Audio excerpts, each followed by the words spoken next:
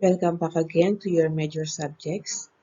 Your subject for this time is microbiology, and we will be discussing something that is related to life.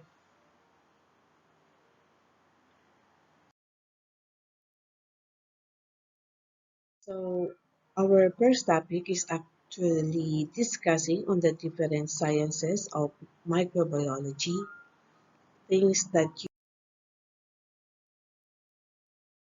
need to know as part of your background in microbiology. So, if we're going to ask the question, what is microbiology? We can look at its definition by just simply looking also its etymological terms. So, there are three terms that you could get from the word microbiology, that is micro, bio, and logy. And of course, I am sure that you could still recall that logy, it means your study, logos, the suffix logos. And then bio, of course, bios, that is life. And you have there the word micro, which means small. So small life or with life study. So we could say that microbiology is the study of living organisms that could not be seen by the naked eye. And then there are also things that we're going to review as other branches of um, biology to give you more background or knowledge in microbiology. So microbiology could just simply be said that it is the study of microorganisms, or sometimes we call it microbes, to ordinary layman, germs. But using the word germs sometimes or always refers to the disease-causing organisms, but actually there are some microorganisms that are not disease-causing.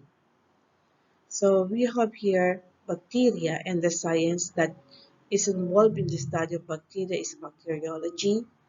And then for the case of protozoans, protozoology, algae, your phycology, parasites, parasitology, the yeast, molds, and fungi, um, mycology, and then viruses, your biology.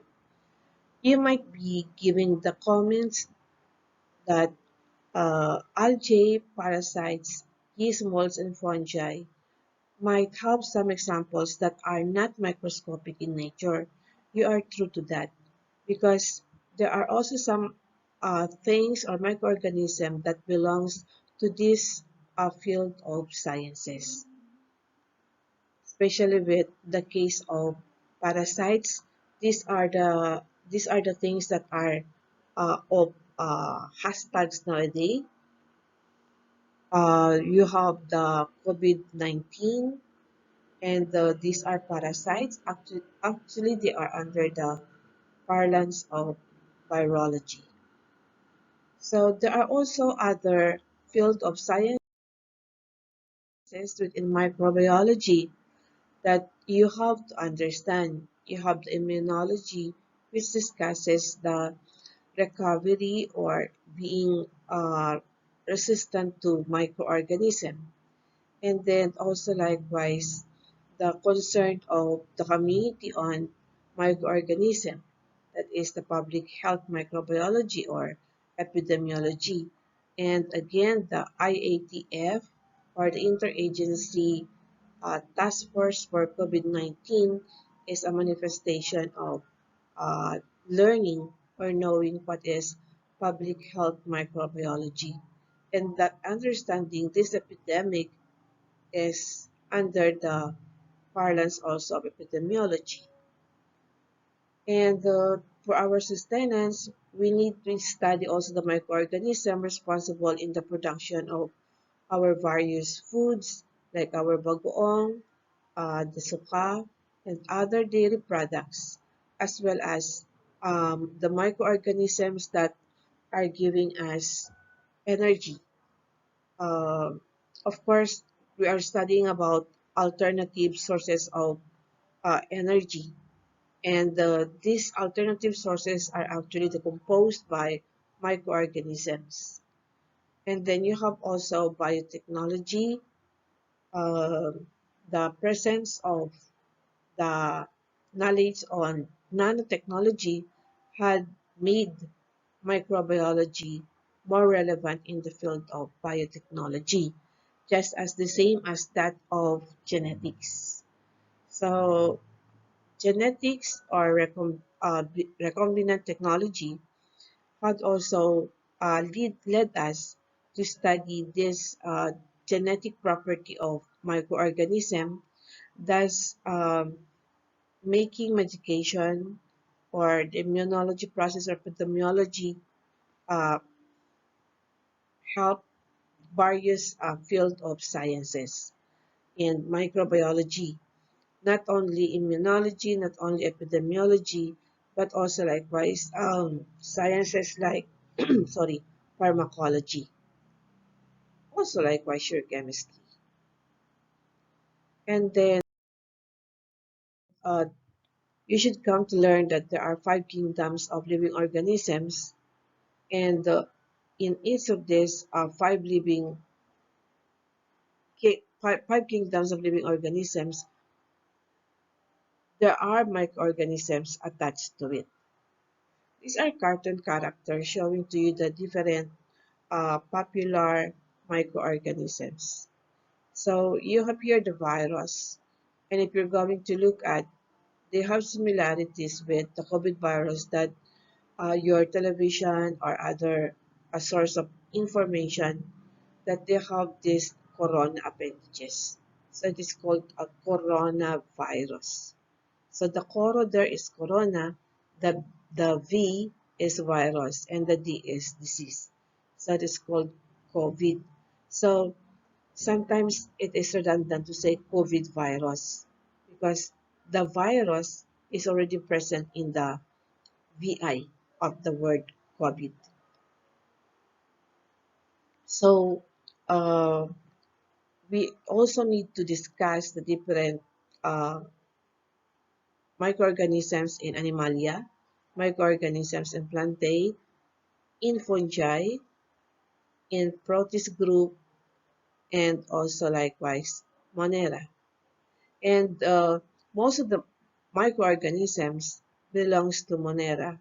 Most of the uh, characteristics of fungi and protists that belongs to the microorganisms group sometimes are related to Monera.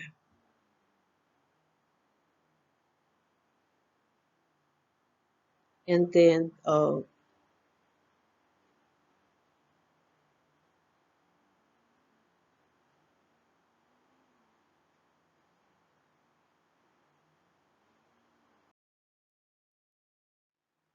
in understanding the different kinds of microorganisms, we should consider that each microorganism is actually a cell. So one microorganism is one cell. One, vir one virus is one cell. One bacteria is also another cell. One individual Monera is one cell. So we could safely say that without a cell to consider, there is no microorganism. So another characteristics of life related that we should consider in studying microorganism is that they maintain structure by taking up chemicals and energy from the environment. So microorganisms are very dependent with the things around it, and also likewise the things that they take from the environment. whether these are chemicals or these are energy supportive mechanisms or processes. And then microorganism responds to stimuli in the external environment. If you want to grow or if you want to let the number of microorganisms multiply, you should understand the external environment because there are some microorganisms that grows at cold temperature. There are microorganisms that grows during hot season. And there are some parts of microorganisms that even survive extreme condition. So there are also microorganisms on the other way around are so sensitive. So if you want to kill or destroy microorganism, you should also know their environment because their environment tells what is supposed to be removed in order to kill the microorganism or the removal of this component in their environment kills the microorganism. And then microorganisms are capable of reproduction, and the reproduction is more or less genetic based or gene based. So the method also of reproduction is by binary fission, usually by binary fission, and the reproduction could be fast or could also be slow. But as a microorganism, compared to other kingdoms, their reproduction is very fast because there are um, colonies or group of microorganisms that could be present, but their symptoms or character of being present is not yet felt. That will show to you that there are some instances that even in a human being, the microorganism is present, but their number is not enough to produce such kind of disease that they are responsible with. Another thing to consider is they evolve and adapt to their environment. There are some microorganisms that once they are there, they could either cease or insist, or they could freeze themselves and then unfreeze again their toxicity or ability to produce toxins. Okay. One important thing that you should know about microbiology is about taxonomy. Microorganisms are classified according to their names and they are grouped according to their uh, taxonomic organization. So, who brought taxonomy in life is actually Carbon Lind, and it also includes the different microorganisms. So, we follow the classifications, scientific classification. We follow also the, the taxonomic way of giving names and also the scientific way of identifying organisms based on structure or even in origin.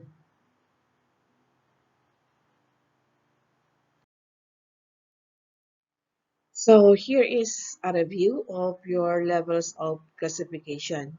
Of course, levels of classification starts from the domain or the tree domain, and then the kingdom, going to a more specific phylum, class, order, family, and then down to genus and species. For example, we have here cat, and then let us try to review our taxonomic classification. The kingdom for cat, phylum, class, order, family, and species. Okay, let's make some guessing game. What kingdom does the cat belongs to? You're right, of course it is cat. And then the phylum Animalia, very obvious. And then what class? Mammalia. And then order Carnivora, family Felidae. That is why we have the cartoon character Felis the cat. The Felis there was derived from the family name, the Felidae. and then the genus Felis, and then domestica, the domesticated cat. There are different kinds of cat, and they vary most of the time on genus and species. Now let us try to take another man. Of course, by heart, you should know your own phylum, the class where you belong, your order, your family, your genus, and species. So, we belong to the Animalia group of phylum. You have, we are chordates, we are mammals, since we have two legs, two extremities, down extremities, and upper extremities, we are primate. And of course, our genus is the Hominidae and species is Homo, Homo sapiens. To be more specific, we have called our own taxonomic classification as Homo sapiens sapiense.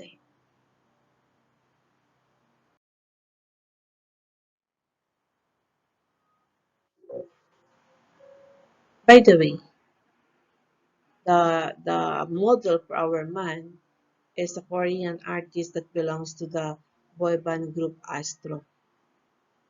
And then we have the how do we name microorganisms then based on the different uh, taxonomic way of naming microorganisms or organisms.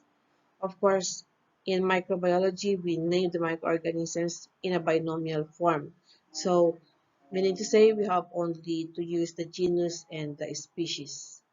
So the genus are always capitalized and then the species is always in its lowercase or not capitalized.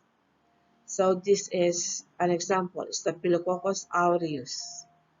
So you consider the S being capital and then the bacillus and then the Escherichia in a letter E that is capitalized. And then if you're going to write the microorganism, they should be either italicized italicized, or underlined. For example, Staphylococcus and Bacillus subtilis are in its italicized form, while in Escherichia coli, it is underlined. You could interchange. You could have Bacillus subtilis as underlined but not italicized. So it is or, not both. In cases whereby you always repeat Staphylococcus aureus, you could make use of the abbreviation of Staphylococcus that is uh, capital letter S.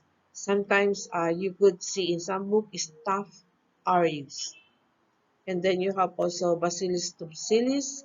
You could again abbreviate the Bacillus by letter B, but rare is the case, although you could, rare is the case that we have some cases to italize, to abbreviate the species.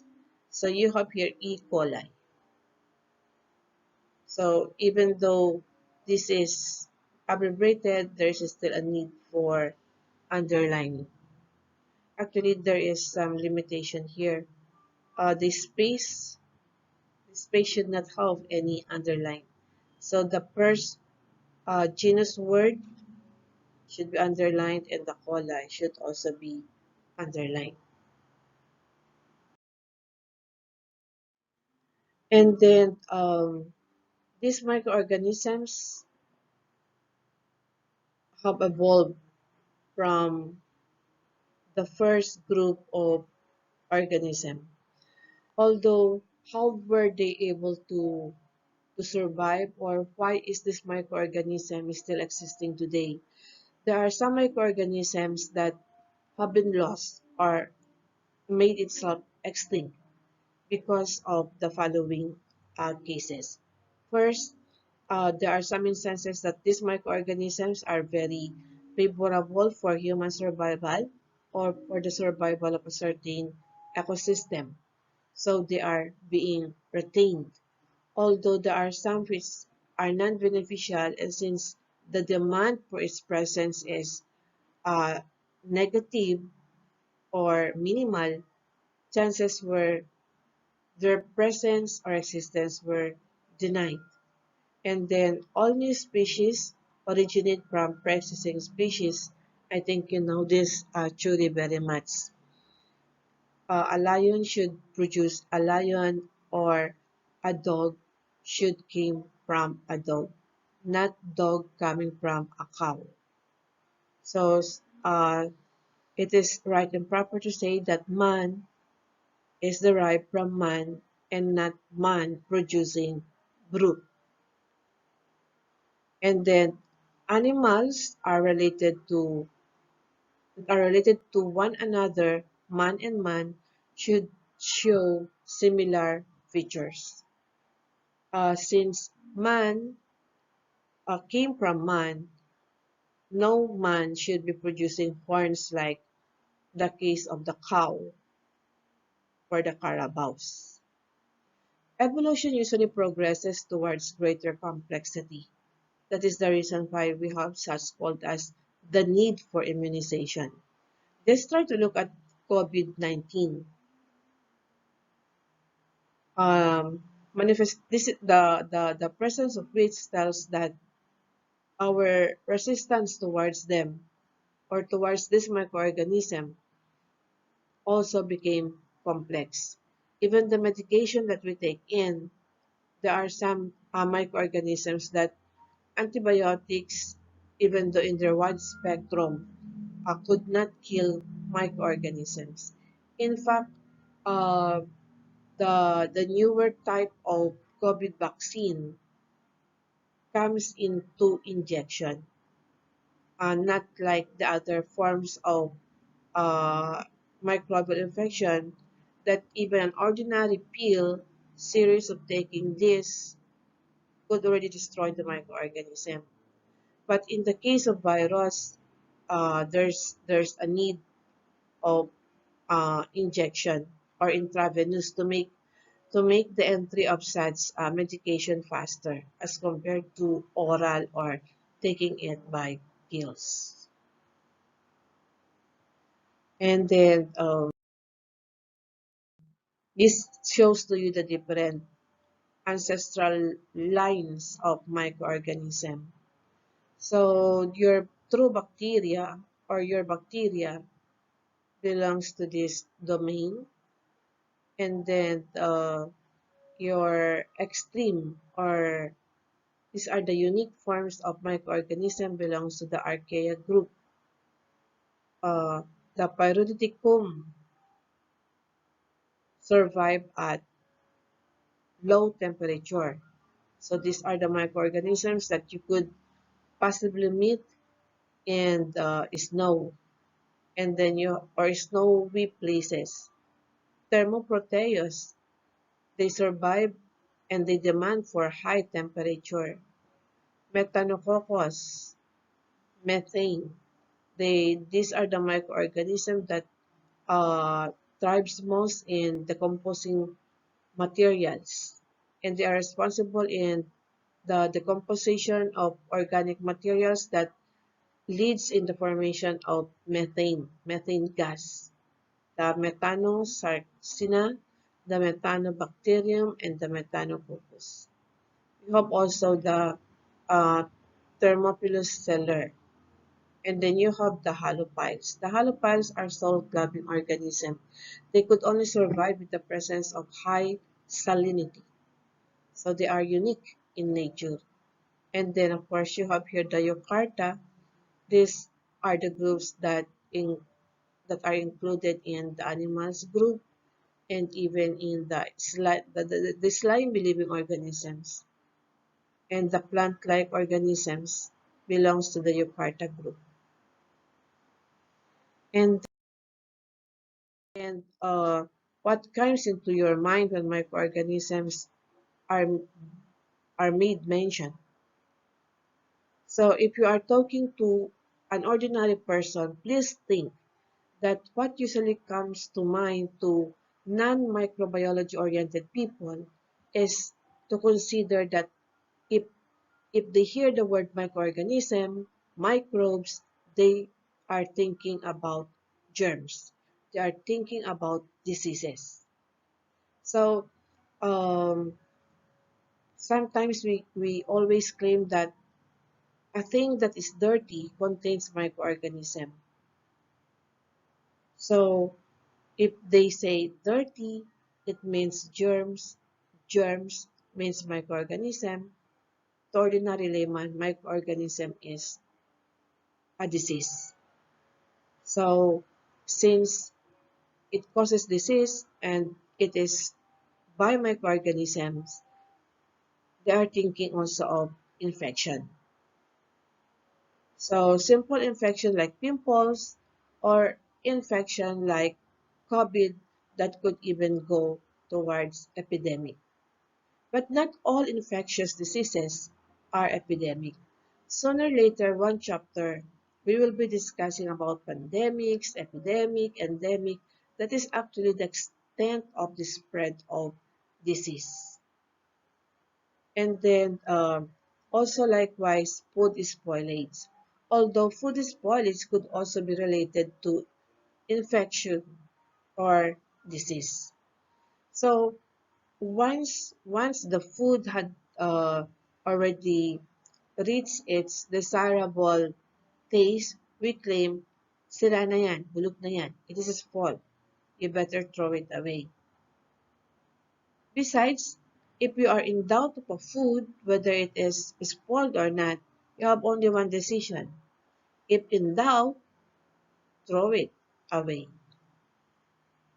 But there are some microorganisms that look so awful, that it even smells so awful, but that stage produces a new kind of food.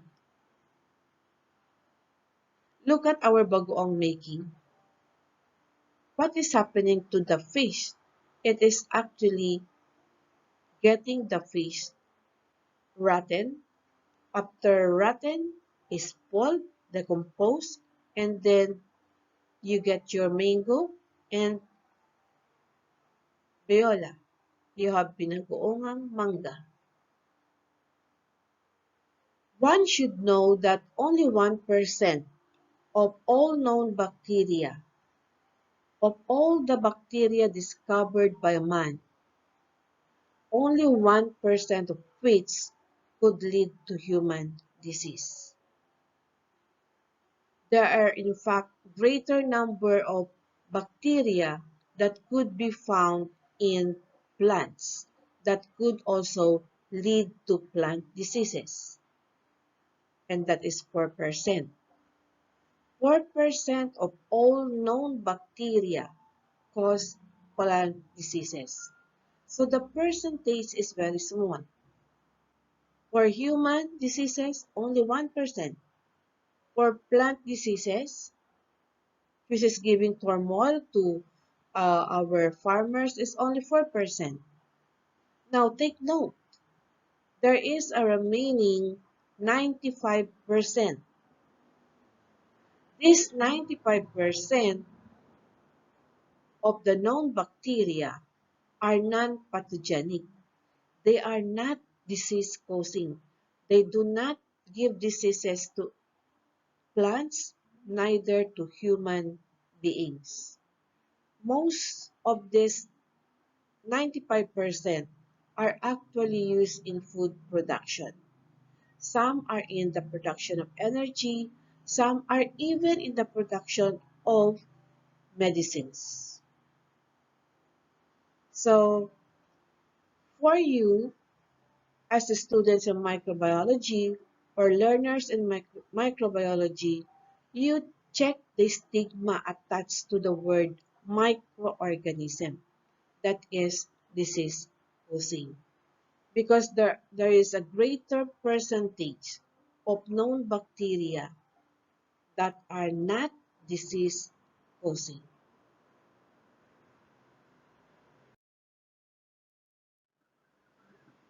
Take note, where are the other 95% microorganisms? As I've told you, they are in the nutrient production and energy flow.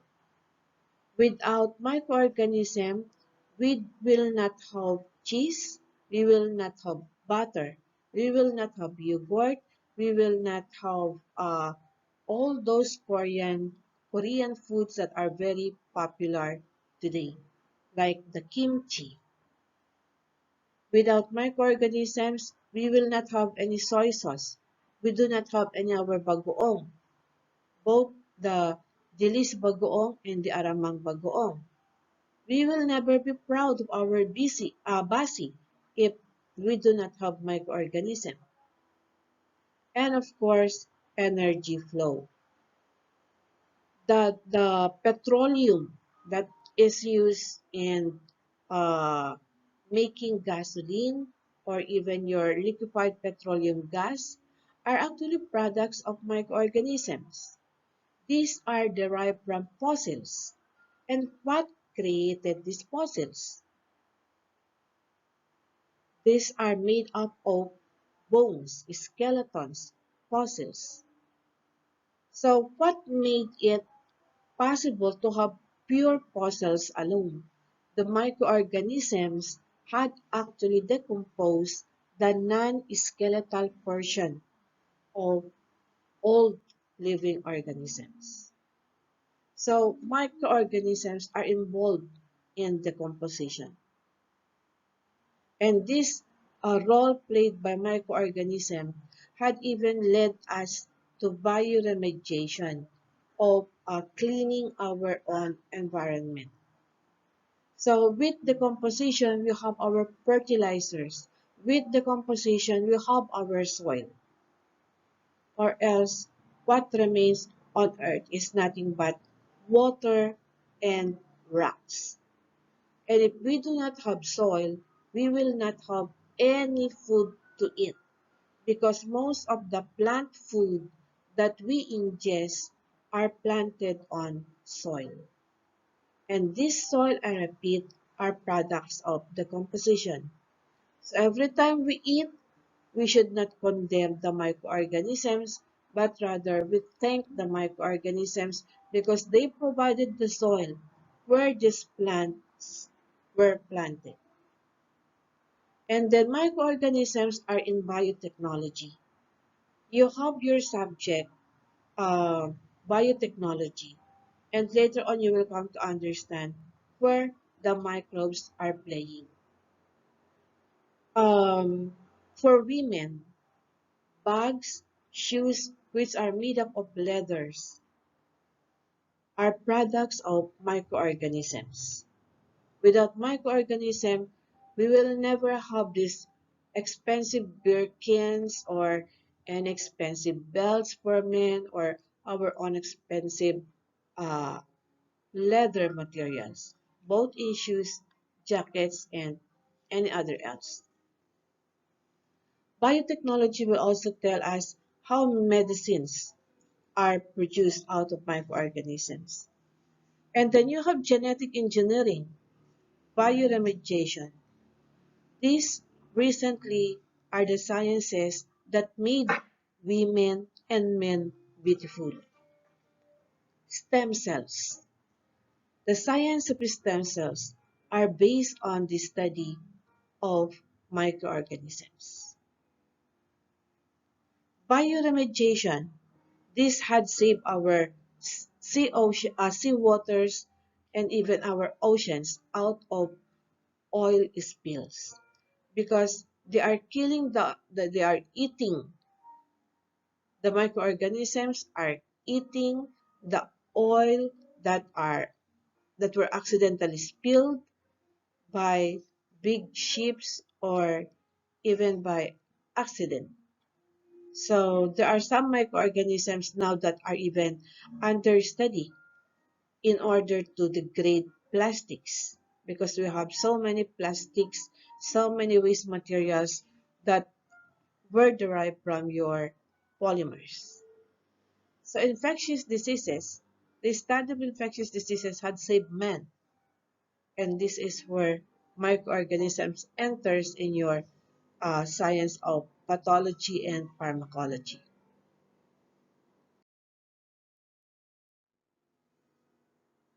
And then, what are the benefits? May we run down? Bacteria are primary decomposers. Microbes produces food products. And then microorganisms produces antibiotics. The first of which is penicillin, which is just simply a mold as you can see here. And this was discovered by Sir Alexander Fleming. So this is Penicillium notatum. It is a black mold and it is a microorganism. And this is isolated to produce your penicillin. And then bacteria are used in the synthesis of chemicals that our body need, but our body could not metabolize it from its own self. For example, the Escherichia coli. The Escherichia coli is a microorganism that is needed for our consumption of vitamin B and vitamin K. The Escherichia coli was discovered by Dr. Escherichia, so it has the suffix Escherichia, Escherichia, and the coli there is derived from the word colon or intestine. So this is a microorganism that is found in the intestine. So for the pathogenic side, E. coli also leads to various forms of uh, intestinal infection, leading to diarrhea. And then uh, microorganisms are discussed as a component part of metabolism of macromolecules in your biochemistry. Together with they play together with your enzymes. And then also likewise microbial antagonism that is in the prevention of diseases or even in the prevention of infection of plants, especially for our mangoes and other high value vegetable crops. Another function is in the insect pest control because there are some microorganisms that lives with other insects. All the while the farmer knows that the insect causes the disease, but actually it is the virus that is riding on the insect that is responsible for the disease. All the while the mango grower knows is that aphids are the one responsible in the black rot of their flowers, but actually it is not. It is the virus that is living with the aphids. However, there are also some bacteria that are important, and these are uh, in the form of GMOs or genetically modified organisms. Genetically modified organisms like Bacillus thuringiensis are responsible in the absence of corn borers, bollworms, caterpillars present in corn, eggplant, and even in potatoes. So you might not know that the potato that you are eating or that your fast foods are giving are genetically modified potatoes. And then also likewise for bioremediation, as we have made mention, they are responsible in cleaning uh, spills caused by accidents. And then you have recombinant technology. This includes your stem cells technology, the human growth hormone technology. And then, of course, microbes are responsible in most of our fermented foods. Okay.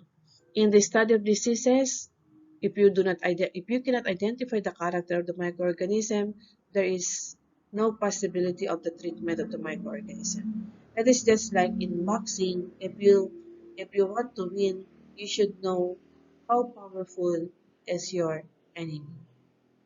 So through microbiology, we were able to identify the disease its common name, and also likewise the microorganism responsible and its medication.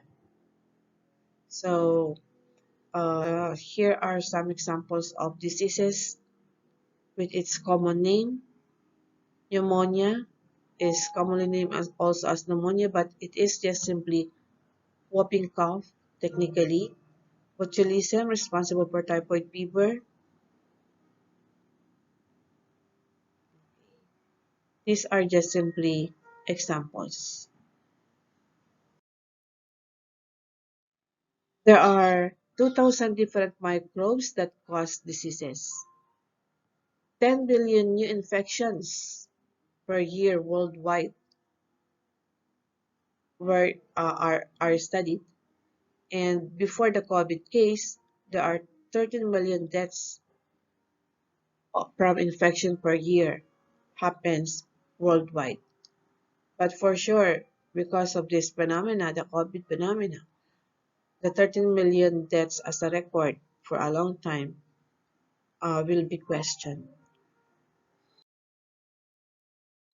So this is the distribution of the various diseases that we encounter. The greatest bulk is 26, respiratory infection, and this is where your COVID virus belongs with. There is also another chunk of infection here that is respiratory in nature, the tuberculosis. And then you have diarrhea and AIDS, and then followed by small fractions of malaria, measles, and hepatitis. So,